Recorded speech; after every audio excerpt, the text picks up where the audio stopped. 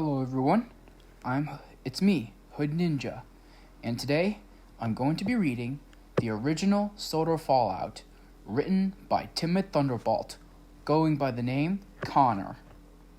Now before I can begin, I would like to remind anybody who's watching this that this video is not made for kids. It's for older fans and adults. Enjoy the video. Sodor Fallout, written by Tidmouth Thunderbolt. I've had this journal for a long time, and at first, when my wife got it, it became more of a paperweight than anything else. But I decided to bring it now since there seems to be something going on here. Recently, Topham decided to sign an agreement for this new nuclear power plant that the government is building on the Brendan branch between the docks and Sodor. Of all the places they had to put it on the most beautiful line in my opinion. That's going to affect tourism. That's probably why the big man signed the contract to take nuclear waste from the mainland. He's got to regain that money somehow. Anyways, besides that, nothing's changed. What else? Edward's doing fine. He's gotten a similar opinion to me on the power plant. He said that it's going to be like an eyesore, but he does like the idea of doing more work. I'm writing this while we wait at the platform, so I'll keep this book in my cap if we spot anything else going on. Well, as I said, if there was something weird going on, I'd write about it, and it seems like I was right. While I was talking to Leonard at the docks about how his son's birthday went, we could hear sirens blaring in the distance. Lucky for us, Edward needed to go light engine back to Sodor to pick up his next train anyways. We found out that the sounds of sirens we were hearing were coming from the power plant, and we saw firefighters speed past us when the line met on the roadside. When I got home this evening, I turned on the telly to find out that it was a drill in case there was a containment breach. Gotta say, if they needed to do a drill where they had that many fire trucks, I don't think that plant's a safe thing to have on this island. God damn it. I knew it would happen. We were at Wellsworth when it happened, and we heard a loud explosion. The sky went dark, and this huge cloud was visible in the distance. Charlie and I knew exactly where that came from, and we knew already that we had to go. People cleared the platform faster than I have ever seen before. We knew the shockwave would be coming fast, so we alerted the guard, and luckily, he's seen what we saw. He blew his whistle, and we released the brakes, hit the regulator, and pulled the whistle for dear life, hoping that Cedric was still in the signal box to set the points.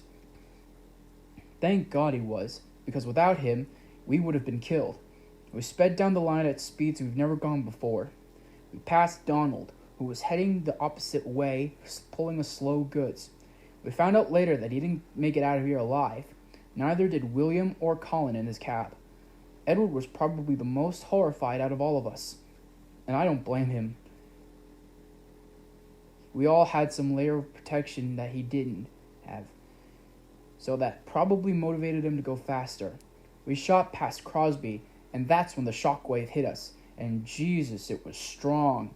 It caused the glass in the carriages to shatter and rocked them to the side. Edward's front pony truck also derailed on the points because of it. But those things didn't stop us. We could feel the heat rising, but we didn't stop until we got to Nafford. Luckily, we made it safely and huddled everyone into the station buildings and offices. We heard on the radio that the entirety of Brendan was hit by the explosion, and the death toll was unknown. I hope to God Leonard got out of here alive, but that's a slim chance. It's been almost 6 hours in this damn station, and no one received any word, neither that it's not safe to go out yet. I've been feeling so much guilt over leaving Edward out in the station like that. I hope to God he's alright. A crowd of people forced their way out of the ticket office next to us to raid MC Bun to get some food to eat. Something got to them. We heard them screaming in fear, and they didn't get back into the room. We covered all the windows with drapes and blankets, so that we didn't get hurt if something else happened, like another explosion or something. I really hope they're okay. He was okay. I couldn't believe it. Edward was still there. He was scared, and some of the coaches were badly burnt, but he was okay. Me and Charlie knew that what we had to do. We grabbed some of Topham's coats and bolted as fast as we could. Edward was low on coal, but he did have enough water to make it to Tidmouth. If the engines would be hiding anywhere on this island, it's there. We were shocked to see James pull up to the station with empty coaches. He seemed pretty pent up about something, since he was taking his anger out on Edward.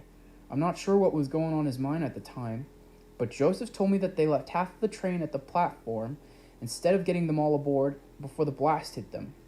But by the way he was acting, James definitely saw something that the rest of us didn't. Felix told us that he received a radio transmission that the mainland ordered the Vickerstown rolling bridge to be dismantled as soon as possible. As this pandemic worsened, we needed to get as far away as possible.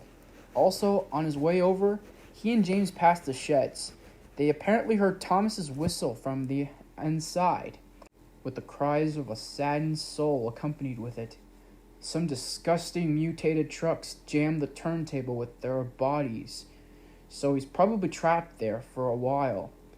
Those trucks somehow gained the ability to move themselves down the line, which is probably going to lead some lines getting blocked later on. After laying about in the station for an hour, we thought it was time we left. Instead of heading to Tidmouth, we thought it'd be better to try to make it to the bridge. Felix and I were talking about how scary it was to run away from such a disaster. We got a call from an unnamed signalman about Boko. We found out that he came back to Sodor after taking a goods train from the mainland and went straight to Brandham Docks. Nobody told Frank and Marshall, so they drove him straight into the contaminated area. I have been told that they haven't come out of there alive. While we were heading down the line, we decided to stop and think about where we should head. Felix made sure James didn't slow down and shot past us, hoping to get across to the mainland. However, they went onto the wrong line and went straight to Sodor. I haven't seen them since. Sydney decided to check in on Wellsworth Station for something to eat, but we didn't take a step off of Edward's footplate when we saw shattered glass everywhere. It looked like someone broke into a building, so it could have been looters. We got a call from Jem Cole on my two-way radio.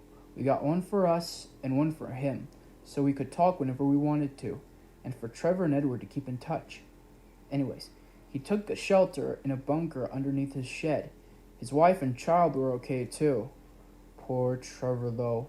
The blasting got him bad. Jem had his rifle on him and had to put the traction engine out of his misery. Edward broke down when I told him the news. We decided to sleep inside Edward's cab. It might be risky, but it's less hazardous than sleeping in a building with tons of shattered glass. Luckily, we still had a fire blanket in the cab, so we used that. I hope this nightmare ends soon. We woke up to the sound of rain pelting on top of Edward's cab. We were surprised he didn't tell us or complain about how wet it was getting. But either way, we got up. We started lighting his fire ready. We noticed that we're only half full with his coal capacity. Then to our surprise, Percy shot past us with what seemed to be Annie, Clarabelle, along with a single troublesome truck on the back. They seemed completely unscathed and didn't even stop to check on us. We traveled down the line and decided to check the Kildane ironworks to look for survivors. And sadly, no one was there. The only thing which remained was the hollowed-out corpse of another engine, whose shape was all too familiar. There was only one Great Western pannier tank on the island, and we knew we had lost Duck. He had no eyes, just a gaping hole in his forehead. Just the mere sight of him made me want to vomit. Several pieces have been ripped off of him. He was missing a side rod and a few sections of handrails. To add to that, it seemed as if the whole engine was completely hollow. Boiler tubes, water tanks, and bunker. All empty. Hell, even the ashes at the bottom of his firebox were gone. We decided to leave, and while doing so, we spotted the Ironworks twins. They were empty shells tossed aside off the line. We didn't stick around for long. We went down on the line on Kildane, and we couldn't believe what we saw.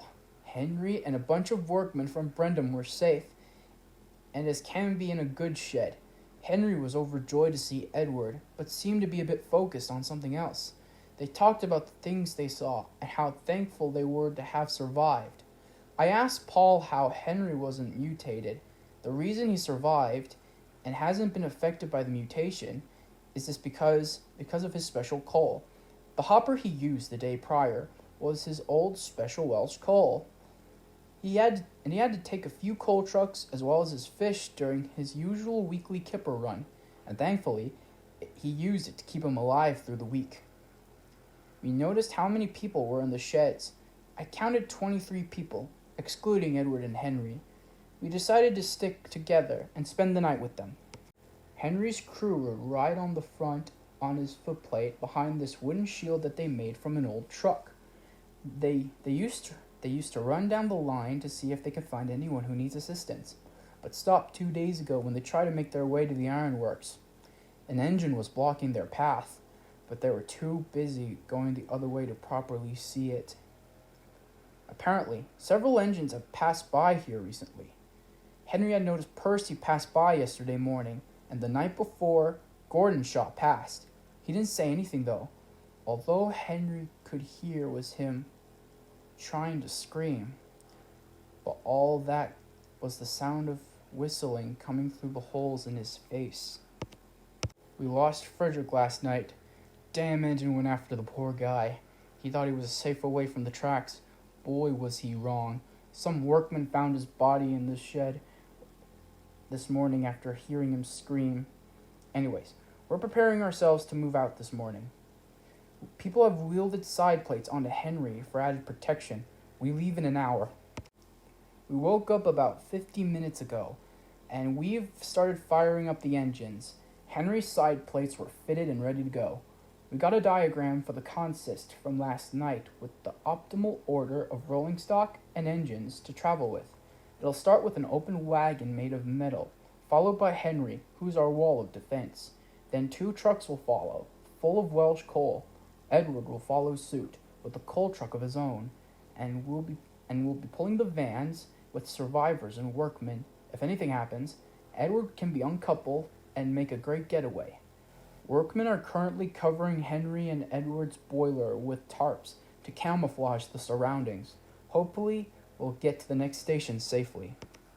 It's been 15 minutes since we've departed, and we're keeping the fire as low as possible so no attention could be drawn to us. So far, we haven't seen anything living, only the fog rolling in and the swaying corpses of dead trees. It's freakishly eerie. So much had just happened, and I'll need lots of space to write. While heading away from Kildane, we spotted what seemed to be a train off the line. Upon closer inspection, it was actually Percy, who was derailed in a ditch. Both Henry and Edward were in shock when they saw him. He was breathing, but his breaths were extremely weak. His jaw was broken and dislocated. Blood was dripping out of his mouth. I couldn't look at it. I felt like I was going to vomit. Annie and Clarabelle were still with him, as well as the truck from earlier. To our surprise, that truck was the one used to belong to the S.C. Ruffy Ballast Company located at Tidmouth before they were bankrupt. So Scruffy was then used as any other 7-plank wagon. Annie and Clarabelle were nervous and visibly scared. They finally calmed down after Henry told them to take some breaths. They told us what happened. Apparently, Percy wanted to leave the island as fast as possible, and had to stop filling up his tank outside of Kildane before continuing his sprint. However, the night before, a creature chased them down the line. The thing was huge and wouldn't stop chasing them. They didn't see the points and ran right into the siding where Percy derailed. The passengers inside the coaches all opened the doors and ran like mice, but the beast finished them off with some sort of tendril. Right before the beast was about to attack the locomotive and rolling stock, Gordon shot past, and the beast chased him instead. That was all the 2 can remember. Scruffy was definitely horrified from what he saw too, and didn't talk. Alex and Peter were resting inside Clarabelle, and we brought them aboard our train. We found out the reason why the coaches were mutated, because radiation does not affect wood, since their faces are meshed in the walls of the coach. They're perfectly fine. Scruffy, on the other hand, was graced by being filled with Welsh coal. We couldn't just leave them there, so we uncoupled them and pulled them off the siding. We all wanted to get Percy too, but his injuries were beyond what they could fix. Nobody bring theirself to put him out of his misery, so we decided to leave him there. We pulled Annie and Clarabelle and Scruffy back to Kildane. We didn't dare look back, because we'd only feel more guilty for not doing it. We decided to play it safe and think of a strategy. Scruffy thought he saw a toad behind that creature, wailing for him to stop. Then Scruffy started thinking about a rescue mission. The plan that Edward would lure the beast out of the ironworks with Scruffy, knowing the history between them. He would be the perfect bait. When we get that thing out of his nest, Henry would charge in and grab Toad. We'll get a workman to control the massive bucket crane, and then when Oliver gets lured back into the ironworks, we'll strike him and hopefully knock that beast out. We'll try it in a day or two, but first, we need to find some food. Change of plans. We might have a problem. Scruffy has a wheel flat on his rear axle. This might be a problem for us to have this plan to work out in the end. We also hear cries for help in the smelters. God knows who might it be, but we have to investigate soon, or else we might lose more engines and men. We were woken abruptly by the sound of people arguing. It seems like someone took Scruffy while we were sleeping last night. I'm shocked that no one heard an engine come by, considering Paul and Garrett are supposed to be watching and keeping us alerted for upcoming engines. Paul and Garrett have gone missing too. They never came back last night, which worries me. That thing must have taken them. With Scruffy missing, we're going to have to move along the line, and we'll have to come back later to look for more survivors if that's the case. We decided to try and trek up back to Tidmouth. We've completely ignored the people and engines there, so it would be best to at least look for more survivors. Henry and the others will stay on guard with Annie and Clarabelle, so the workmen will have a place to sleep. Hopefully, we won't be too long. We found a survivor, and it was Leonard. Thank God he wasn't feeling good and stayed home on the 4th, or God knows what could have happened to him. I thought we'd lost him, but we passed by his house, and he was waiting at the signal in sign of any life or locomotion. We approached the sheds, and I almost fainted like Leonard did. We were just stopping to fill Edward's tank, but we never expected to find Thomas. He was horribly mutilated and extremely sad. Despite those attributes, he was almost the same engine we knew and loved. He was completely dried from water, even though he was just beside the water tower. Which was most unusual, though, was the fact that the turntable had been cleared of all the trucks jammed by it, as Felix described previously. Maybe someone pulled him out. Thomas didn't talk much, but we know that he was extremely grateful. After Leonard gained consciousness, he marveled at the sight in front of him. After a bit of discussion, he decided to stay with Thomas until we returned up the line. We were planning to only head up to the junction and back, since that was a fairly high-traffic area. We gave him an apple and a tin, which he'd use it as a makeshift canteen. We parted ways and headed down the line. What a day for surprises. We found a lonely Toby waiting lonesomely at Tidmouth. He was near some empty coaches, which seemed to have been evacuated. He seemed scared and was mumbling to himself repeatedly. We approached him, but he kept reversing. Maybe this whole thing has taken a toll on him. I wouldn't be surprised. Well, it seems that Toby was basically unharmed for the radiation, which is quite peculiar. Toby wasn't doing well mentally, thought. He kept stammering to himself, saying things how it wasn't his fault, and how he wants to leave himself be. I'm still unsure what he meant by that, but he was pretty super stressed. We examined the coaches, which were the red and cream fast passenger service ones, the ones that James left behind. Did he leave half his train behind? I don't recall seeing a bright coach on his train, so it might have been the case. It also explains why there's so much luggage loose on the platform, and the fog had started to roll in, making things difficult. We decided to raid the station to see if any food was being stored within the office or something. There's got to be something good here. Everything happened at once. My hand is shaking right now, and I'm barely able to write. Alright, things have calmed down. I think I'm able to write now. We found a few pastries inside the station, but they were pretty stale. Either way, they tasted pretty well. We wanted to ask Toby what happened to him when the blast occurred. He seemed petrified, but also on the verge of tears. He told us that he had to leave Henrietta at Crovan's Gate for a few days to get replacement windows. On the day of the blast, he was supposed to pick her up.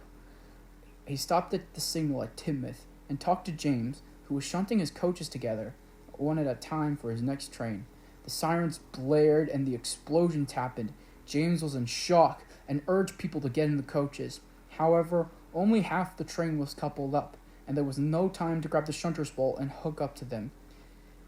However, Toby realized that Henrietta would be endangered and might be affected by the blast, and was about to leave when James yelled at him to push the brake coach and two others on the line with him to protect the passengers.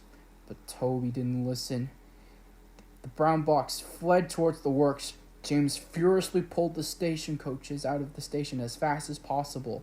While the tram headed straight towards the blast, the stranded passengers panicked, and the blast started to glass canopy. As the shards rained down upon them, cutting their faces, some ran for the hills. Others stayed in the station. All have left by now. But it explains why the interior of the office were completely trashed. Toby proceeded to cry, saying how he was sorry and how he just wanted Henrietta to be safe. Honestly, I'm glad he was safe. I learned that wood isn't affected by radiation, so it made logical sense he was fine.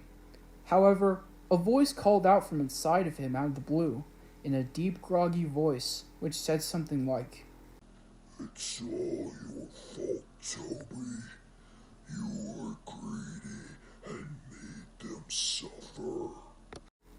We peeked inside, and what we saw was horrifying. Toby's smokebox had become sentient, a mangled face which resembled one of a truck, with heat burns on its left side of the face. It was located right behind where Toby's would be. That's when it hit me. He wasn't mumbling to himself earlier. He was talking to the voice in his head. After waiting around for a bit longer, we decided to head back down the line. We were not going to risk going down the Farquhar branch line, because God knows what could be on those tracks. We also did not want to risk Toby, or Fireface, getting injured. So Edward and I conceived a plan for us to push him down the line. We also found a bit of coal in a truck. We coupled that behind us as well, and we started to head back down. As we left, we thought we could hear a horn of some sort, but it could have been the old air raids from a couple decades ago malfunctioning. As we traveled on, Toby was breaking down more and more, looking at how desolate the place around him was. The air was full of fog, and the sky was a dark gray, and no sunshine could be seen. It was like someone turned off the lights and closed the blinds on the world. Edward, being the wise sage he was, used his words to calm Toby down and reminding him that they would find Henrietta. While he was talking and while Charlie was taking a drink from a canteen, we felt a sudden jerk as Toby applied his brakes. We stopped Edward and peered from the side of his cab. Thomas was steaming idly in front of us with a triumphant smirk. Leonard stuck out his head out the cab, saying how good of a job he did for driving his first engine. We heard Thomas's other cab door open, followed by feet going down his ladder. Finally, the sound of gravel revealing a mysterious figure. He was rather rotund, really quite round, but we didn't see him like that. To us, he seemed to our shining light in a deep, dark pit. Sir Bertram Topham Hat. We decided to go back to Tidmouth Sheds, since we needed a place to rest for the night, as well as a place to ask Topham about what the hell is going on. We shunted Toby onto a siding beside the breakdown crane, which still has its arm out after freeing some trucks. blocking his path. Thomas was moved beside Toby and Edward on the turntable. We took some wood we found and made a fire so the four of us could sit down and discuss what the hell was going on. Topham explained some answers to a bunch of questions we've been asking for a while. He was at Tidmouth when the blast went, and was planning to board James's train when it hit. He was cut a bit on the top of his head, and his top hat had flown off, followed by a shower of broken glass. The man took refuge in the office, and called up the bus services to get them to rescue the passengers who hid in the station, announcing his plan afterwards to the stranded individuals in hiding. Afterwards, he snatched his hat back and quickly made his way to the parking lot. Heading to the sheds, running with such a large figure took him a while, but when he hit the sheds, it was a mess. Trucks with mangled and disfigured faces were off the tracks and jammed into the turntable. He was shocked to see what had happened to Thomas. Bertram took a moment and comforted the tank engine and told him he could help. With an old handcar he found in a siding and managed to push the crane into a position where he could free the trucks blocking the turntable and free the engine, and release the brakes to move him to the water tower. After he heard the sound of an engine coming, he hid until the coast was clear. The engine he heard was Edward, and he only found out after Leonard spotted him near the cranes. Topham then declared that he knew that this was no ordinary accident. There was someone behind this, and he had a hunch on who it was. He didn't tell us, but did mention he had a spotty past with them. Whoever it could have been, they must have really wanted to ruin everything he loved on this island. And as we had our small bonfire, I could hear Thomas and Edward discussing on who it could have been. Thomas said it could have been Diesel, but Edward told him that Diesel was sent back to the mainland years ago. It was nice seeing someone that Edward could talk to again. We decided to get some sleep early, since we're going to try and meet back up with Henry and the others the next day. Despite everyone's chatty mood, Toby was silent, looking extremely tense. I'll try to steam him up tomorrow morning and cheer him up. So much had just happened in the span of an hour, it's insane. We woke up to Toby having an episode with Fireface. He sounded like he was begging for control.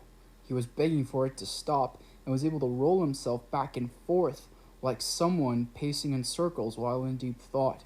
Something was going to happen, and I woke up the others. We all stood back as Toby screamed in pain, his bell ringing continuously. He was at his breaking point. The voice inside of him were telling him to end it, and that he was just a pile of wood ready to rot. Toby told Thomas to take care of Henrietta. Then it happened. Topham knew what was going to happen and ran towards the engine, who had taken him out on a holiday all those years ago, but it was too late. The tram engine rolled back and slammed his wooden body into the arm of the wooden crane in front of him, which struck right straight into his front and face. The sound of splintering wood and flesh was heard as the tram engine fell apart. The arm struck Fireface too, and the hook snagged its face and killed it on impact. It was one of the most gruesome scenes I have ever witnessed. Topham, Charlie, Leonard, and I watched in horror. Topham fell to his knees and broke down crying in front of the collapsed shell of his beloved number 7. We tried to consolidate him, but he did something none of us expected. He got up, took off his jacket, and laid it upon the remains of the engine, along with his top hat as well. It was a final send-off to his favorite tram before we had to go. Surprisingly, it was interrupted by a sound of 2 horns blaring. From the line beside the sheds, Mavis, Daisy, a fuel tanker, and a van pulled alongside. The sight was shocking. Mavis had parts of a stone truck on her front, much like Henry, but it only covered her front, rear, and buffers, and had bullet markings all over her body with cracked windows. Her cow catchers, however, were covered in dirt, dust, and what I could only assume is blood. Daisy, however, was quite different. She was boarded up with wooden boards and track sleepers covering most of her windows. The most surprising thing is, however, was her lack of makeup, which her fitter usually painted on her every morning, instead of her blush and eyeshadow. She had looked what appeared to be war paint under her eyes. She was full to the brim with workers, armed with guns and machines that could be used as weapons, like shovels, pickaxes, nail guns. We all gathered around, making sure the people were mutated, and asked what happened. Apparently, the quarry was attacked by the people in lorries and started to shoot down at the workers from the cliff sides. Luckily, it was a blasting day, and they had blown the ledge right where they were shooting from. Workmen were brawling with those men like a professional wrestling match. Mavis ran over some that were blocking her path, and she managed to escape with a van, a truck, and a fuel tanker before they could blow it up. The van had contained some rail replacement sleepers and equipment, and they decided to lay low in one of the canvas barriers stored in the van, using it as camouflage, moving at the slowest speeds possible. Eventually, they found Daisy in her shed, which was detached from the line as it had been blown up. The living workmen stayed with Mavis in the truck were experts in fixing rails. With the supplies they had in the van, they worked stealthily to roll her onto the line off the siding. The points were quite a pain and temporarily to repair, but after a few days, they managed to get on her back onto the main line. To protect themselves, they used an old truck. Mavis had to make a shield in case they run anyone else over, and some remaining planks and sleepers were fastened to Daisy. After fending off the last of the people with guns in hiding, they managed to honk their horns for attention, since they felt that they could locate survivors in general vicinity. After not being able to locate anyone, they made their way to Tidmouth sheds. We decided it'd be best to stick together and get going. We then realized something. We went to use some coal that Edward had in the truck we found at Tidmouth, but Topham told us it wasn't Welsh coal. The thing was, it didn't make a difference. So maybe we were wrong about the Welsh coal immunity. While we were going down the line, we heard a tonal whistle behind us. We saw a frantic Scottish engine barreling down the line and screeching brakes. Douglas had stopped beside us and instantly yelled, "Where is Donny?" Edward told Douglas that the last time he saw him was when he was going down the branch line to the harbor, and feared that the worst has happened, that he must have died in the explosion. Douglas didn't want to hear it and held on to hope besides this. He decided to stick with us and join out our cavalcade of survivors. We had just found Boko, James, and a train full of workers stopped on the main line outside of Crosby with no fuel. We checked on everyone to make sure that they were okay, and they did the same for us. Now, this information that I'm about to write might be a bit inaccurate, since there were multiple sources saying the same thing, but I will take their word for it. Apparently, Boko was driven to the docks against his own will. He was told by his driver that nothing was wrong and that he was overreacting. Upon his arrival, many people with guns and tools are about, guarding the area, and stopped them to check on the driver. He stopped Boko in a siding and gave him the chance to look around and process what he was seeing. Salty, the dockyard shunter, was derailed and gutted out. He was just an empty shell. White graffiti on his side said, "Yo ho ho." Donald was present there as well. The Scottish twin looked horrified and was trying to communicate with Boko quietly, but they were too far away to talk quietly to each other. Bill and Ben, who had been mutated, were originally hiding from the men, approached Boko, trying to get him to help them. Boko's yell and shock alerted the men around them and rushed toward the engines. The big diesel realized his mistake and tells the twins to run. In their current state, they could only move at a snail's pace, but it didn't take long for the men to butcher the two. Boko closed his eyes, since he just couldn't bear to watch two of his friends get killed. He also heard sounds of impact of gunshots and hammers. During the confrontation with the China Clay twins, civilians and workers who had been hiding in buildings decided to strike, attacking people in a surprise attack. During this battle, Donald's driver decided to run over to his engine and started to steam him up with his boiler dry. This tightened his safety valve shut. That was a recipe for disaster. After the battle ended, Salty's driver hopped onto Boko and got the workers with the remaining men who surrendered into the vans and brake van. Donald was screaming in pain since his smokebox was melting from the inside. The workmen had forgot about him, and Boko tried to drive over him to let the workers cool him down by unsticking his safety valve, but it wasn't enough, and Donald's boiler exploded. Boiler cladding shot in all directions like a grenade shell, impacting some of the trucks on his train, both injuring and killing a few captives and survivors. His tubes shot out from his sides and through his face. His entire body was busted. I have not seen a boiler explosion before, but by how the survivors were describing it, it must have been horrifying. It took them a while to clean up the damage and clear the line from the hot and heavy boiler tubes. They could not salvage much from Donald and made their way back on the main line. On their journey, they found James, who was looking worse than before. His left eye socket had grown a mouth and had sharp fangs protruding. He had derailed after busting through a set of buffers and was all alone, sobbing in the dirt. The workers from Boko's train worked together to re-rail him onto the tracks and pulled him back on the rails with some ropes, despite him crying, asking him to let him die. Boko had to push the red engine along due to the fact that none of the people who were with them in the consist knew how to drive a steam engine. They had run out of fuel a day ago or two, and were surviving with the supplies in the vans Boko was pulling. Douglas was in shock after hearing this, and left the group instantly and sped down the branch line, despite the others trying to stop him. He's probably going to check on his brother, and I know he's going to be hit hard emotionally. We had a lot to process. This was the second time we heard about these people attacking individuals, and we are positive that this is a definitely planned attack now. Topham was planning on interviewing one of the attackers that they had captured to get to the bottom of this. Edward had a small conversation with the Red Engine to make sure he was okay.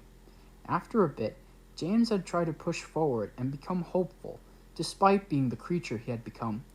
He told Topham he wanted to tell him something after they stopped to make camp. We have to get to Henry now. I'll write more after we settle for the night. We arrived at Kildane to find the group, Henry, and everyone else. Henry was wearing a shield and was decked out with his metal cladding on the side of his wheels for protection. Thomas had an emotional reunion with Annie and Clarabelle and vowed to never leave them again. And as they are currently the only friends he has left, while the workers and survivors joined one another, as some of them hugged, being family members or friends who had been separated. I managed to get a hold of Paul and talk to him about the coal, and how I didn't think it stopped the effects on the engines. He thought about that for the same thing, and was questioning his theory yesterday. Topham, who wanted to interview one of the men who surrendered, and told me to keep note on what he tells us. Oh my god. Topham was ruthless to this dude. I'd never seen this man so angry. After enough torture, the man finally fessed up. He was part of an underground organization with sole intention of ruining the railway. Many workers on the railway apparently were a part of this organization, like Felix, William, or Colin. He wouldn't say who he worked for or what he was receiving for doing these heinous acts, but he told Topham he deserved it. The controller grabbed the gun and pointed in the middle of his head and told him to keep talking. And that's when it all came out. There was no radiation all along. The blast was real, but it wasn't a meltdown. It was multiple gigantic explosions set to look like one. The engines weren't being affected by anything natural, but a scientifically engineered chemical created to deform skin and cause unusual skin growth, mutations, and body developments at a variety of speeds. And with that, it also gives the injected individual temporarily memory loss and after a brief moment, they wouldn't know they were injected. It all makes sense now. Thomas, James, the trucks, and everyone else who would have gotten these modifications wouldn't have remembered anything at all. I asked Topham to pause for a moment and went to Edward and asked him what happened in Knapford a couple days back, when the people were hiding to check out MC Bun for food. I remember them screaming, and that the last we've heard from them. Edward said he couldn't remember anything like that. I could only assume that Edward was injected as well, but it could have been the wrong chemical, since he doesn't seem to be mutated in the slightest. I asked the others, both Thomas, James, confirmed a gap in their memory where they were fine one moment and disfigured the next. I made my way to Topham again and confirmed the prisoner's information. The controller wanted more information about what they were doing with the engines. The man said nothing until Topham turned off the safety. He finally gave in and said that they were planning on killing the engines in ways that looked completely accidental and scrapping their bodies for metal on the black market. Since Sodor's engine scrap is both collectible and believed to have scientific, unique, or magical properties since the engines are alive. He then started to taunt the controller in many inhumane ways and pushed him to the edge. Topham only asked one question for the man. Who do you work for? The man replied in a raspy voice. Your old pal, Peter Theodore Boomer. I turned around as a gunshot was heard and a heavy thump hit the ballast. I can't sleep. I have too many questions on my mind. Topham told us to get some sleep after pulling the trigger. I don't know how long we could last. Where the hell is our allies? Why won't they fly over to us and help? Are there political issues holding them back from doing so? I hope to God they weren't taking over. I miss my old life. I miss my family. I miss Rachel. I'll see if Topham is awake. I need to talk to him. I woke up Charlie to let him know where I was going, and got a sleepy Leonard to come with me, just in case something happened. He was luckily awake, sitting beside a brake van, with his top hat off onto the brake wheel.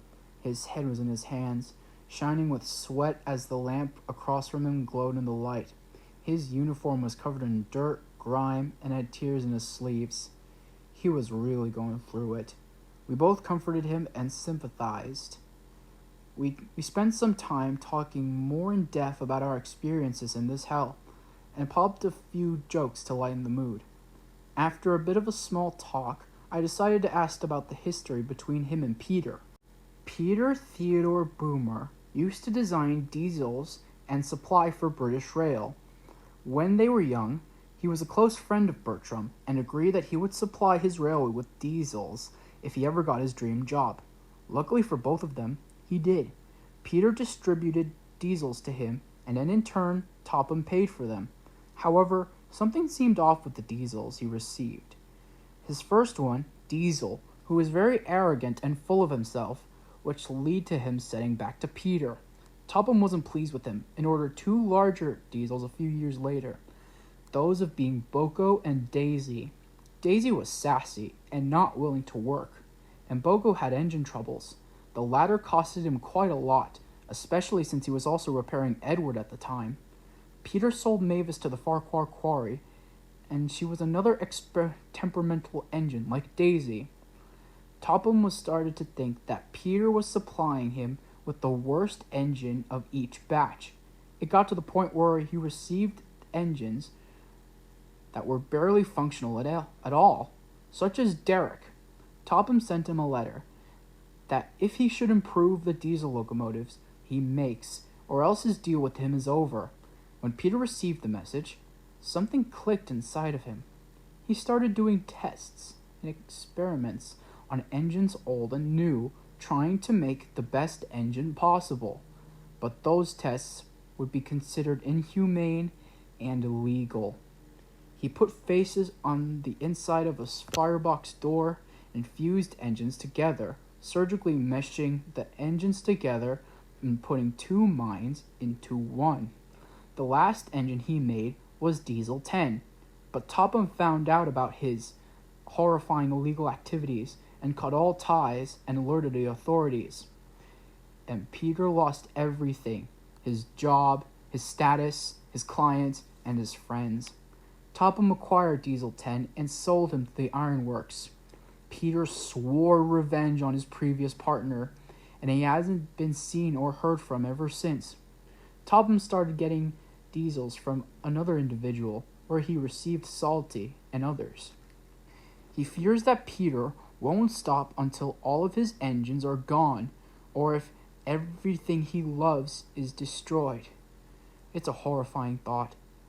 What will happen to us? How can we escape? Will any of us survive? I kept asking questions to myself. I thanked him, and I decided to go back to sleep and leave him to be by himself. We have many things to do tomorrow. Edward woke me up and told me that Thomas looked upset. He was talking to Annie and Clarabelle about how scared he was, and how 2 of his closest friends are gone forever. He didn't even get to say goodbye to them. He felt hopeless and alone. Annie and Clarabelle assured him that he was going to survive this, and that they were together again, and they'll be able to make it through it together. We moved Edward beside him so they could exchange some words. We discussed the basic plan of what we were going to do late at night, and that frightened Thomas, and he didn't want to put him or Annie and Clarabelle in danger. He mentioned he still needs to keep up with Toby's request of taking care of Henrietta, and that involves finding her.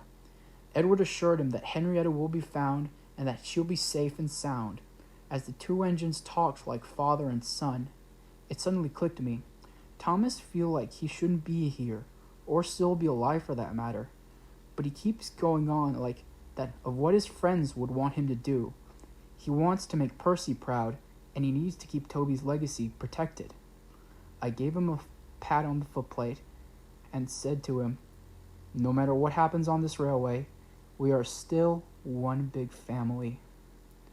The tank engine sighed as a small tear appeared in the corner of his left eye. "All right, here's the plan. We know that the weird creature that looks like Oliver resides in the ironworks, and it's located at the end of the line. Edward, Henry, Boko, Mavis, and Daisy will go there, with armed workmen and utilities to take that thing down. Thomas doesn't want to go, and James has run out of coal, so they'll stay behind in the yard. Now back to that creature. Apparently, its nest is the giant building with huge doors, so that's where we'll be heading. Since Henry is the strongest, and one of the most with protection, he'll be the one to go in the front, pushing a flatbed we have in the yards. He can strike the legs and hopefully take it out. If that doesn't work, we'll use Boko and Mavis as well. With Edward and Daisy, we'll be carrying supplies and workers, and act as our getaway engines and stuff gets out of control. We'll be firing it at multiple angles, since we don't know its weak spot, but we can only assume it's the mouth. If it gets briefly injured, it will give us the opportunity to let one of us run in and break the circuit on the door, so it permanently closes the door, trapping that thing inside. If all of that goes to plan, we'll all get away safely, and that thing will be contained. It won't finish the job, but it will allow us to make a run for it on the mainland. God, I hope this works." Well, things took an unexpected turn. We all entered the ironworks. We ambushed some scientists that were working for Boomer. Then the beast was there, and he was ready for combat and began to strike at us. Boko started to distract the beast, while Henry and Mavis rammed into the tendril legs of the creature. The creature held out one of its tendrils and hit Mavis, derailing her. After that, it was about to grab me, but luckily Charlie, who was controlling the grabber, managed to rip it off as a few of his tendrils were crushed under Henry, and he fell onto the ground after that. He was about to get up, but we all saw a screaming Scottish twin rushing in with tears running down his face, and he was heading the same line as the creature, yelling for it to end. He then rammed onto the beast into the molten scrap metal, almost falling into the pit, but was able to save by the grabber with Charlie controlling it.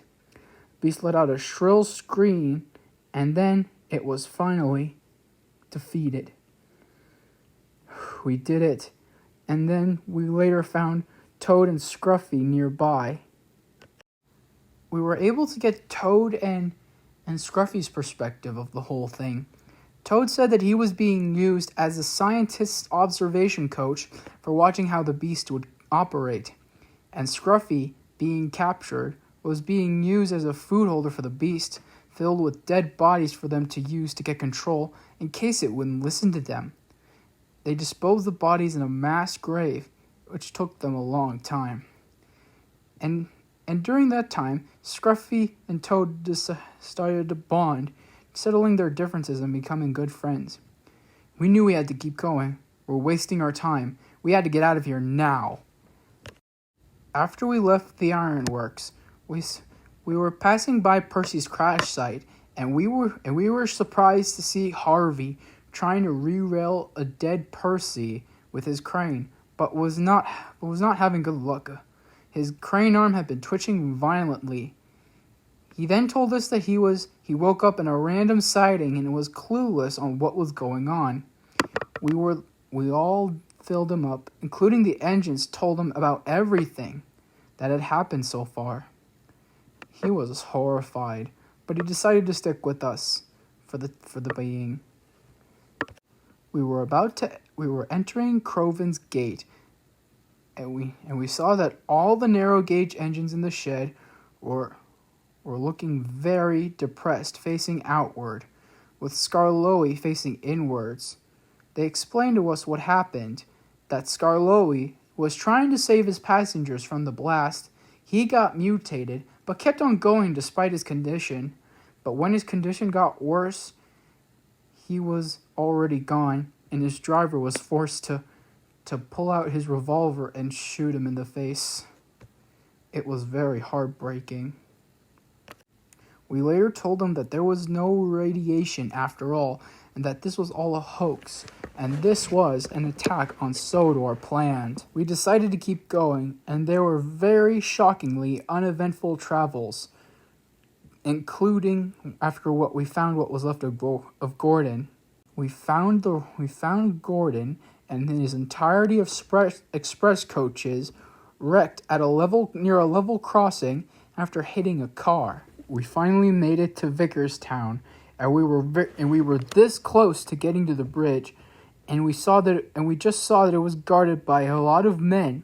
They shot down a bunch of airplanes who were trying to give assistance of the people on Sodor. Even Harold, who was alive but badly damaged.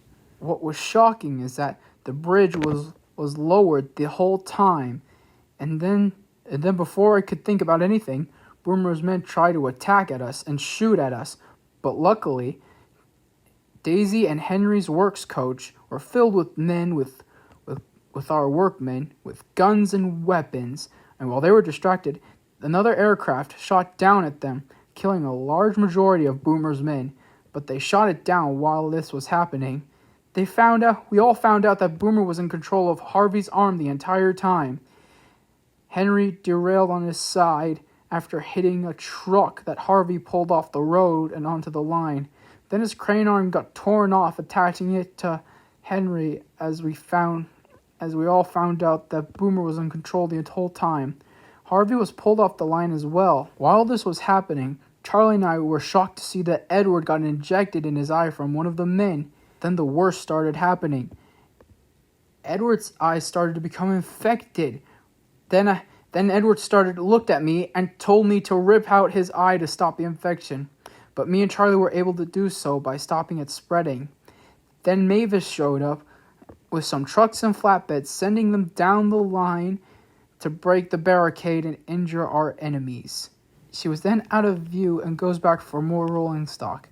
Edward's line was already blown up behind him while he was in the siding and was trapped. Then Boomer found out that most of the engines were derailed and stares at him victorious, but then gets shot in the head by Topham and knocked out, before being run over by Mavis and Bogo, two of his creations, as he stared in disbelief and dismay. Finally, the railway was finally at peace. With so many engines lost and many people dead. After our success of defeating both Boomer and the beast that we used to call our friend Oliver, Douglas was started to mourn still, even though we could clearly see how he reacted when he saw his brother's remains. And it was said that the engine that he saved from scrap and that he considered a friend, he had to kill and put an end to this madness. We all comforted him, saying that he saved us, and we were very proud of his courage. Well, a month had passed, and scientists were able to develop a cure for the engines that we found out sooner or later. Thomas and James were both cured, meaning that they're not mutated anymore. Sir Topham had made an agreement to turn Knapford Sheds into a memorial site for some of our engine friends that we lost during the fallout. And after everything has come to a full circle, Douglas was able to get over the death of his brother Donald. Looks like everything is back as the way it was. After fixing everything that the fallout has caused damage to our railway, things were like going back to normal. Topham then ordered new engines, taking place of those we had lost throughout the fallout. Spencer, who has happened to be the same railway company as Gordon, he would be doing his express coaches, and Emily would be taking Percy's mail train, and Arthur would be taking Donald's place. And then there was a traction engine that goes on rails called Fergus, and he's, I believe, taking Salty's job now. A year had passed since everything has gone back to normal. Sodor is still the same, and Edward is currently now stopping at Wellsworth Station with a local passenger train, and this was all back to where it all started. As for Charlie and me, Charlie was able to settle down, and he had a wife now, and he now has kids as I do now. Me and Rachel were able to reunite after everything. And so you all see, this is the end of my story of the Sodor Fallout. This is Sydney Herver signing off. The end.